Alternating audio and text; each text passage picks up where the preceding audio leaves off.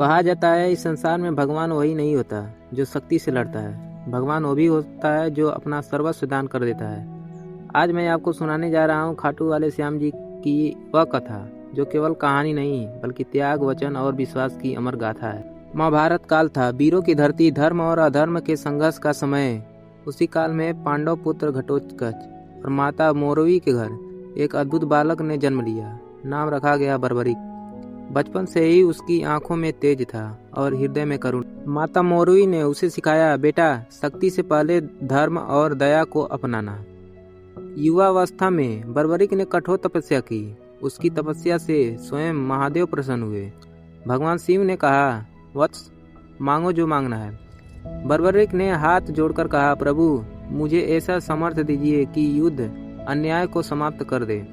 महादेव ने उसे 3 अमोघ बाण दिए, 3 ऐसे बाण जो पूरी सेना का अंत कर सकते थे। जब महाभारत का युद्ध आरंभ हुआ, बर्बरिक भी युद्ध भूमि की ओर चला।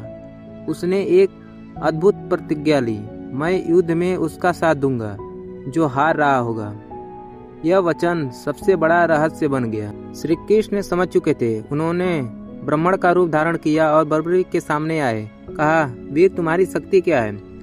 बर्बरिक ने विनम्रता से अपने 3 बाणों का रहस्य बता दिया। श्री कृष्ण मुस्कुराए और बोले, यदि तुम इतने महान दानी हो तो क्या अपना शीश दान कर सकते हो? बर्बरिक ने एक क्षण भी नहीं रुका। उसने तलवार उठाई और अपने ही हाथों अपना शीश काट दिया। धरती कांप उठी, आकाश स्तब्ध रह गया। देवता रो पड़े। यह दान सिर्फ शरीर का नहीं था, यह अहंकार का अंत था। श्री कृष्ण ने अपना विराट रूप दिखाया। आंखों में करुणा और स्वर में भावुकता थी।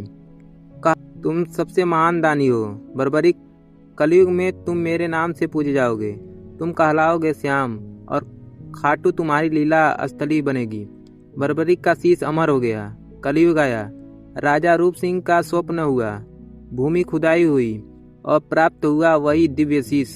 खाटू के मंदिर बना और प्रकट हुए खाटू वाले श्याम बाबा। आज भी जो टूटे होते हैं, जो हार चुके होते हैं, श्याम बाबा उन्हें गले लगाते हैं। इसलिए उन्हें कहा जाता है, हारे का सहारा खाटू श्याम हमारा।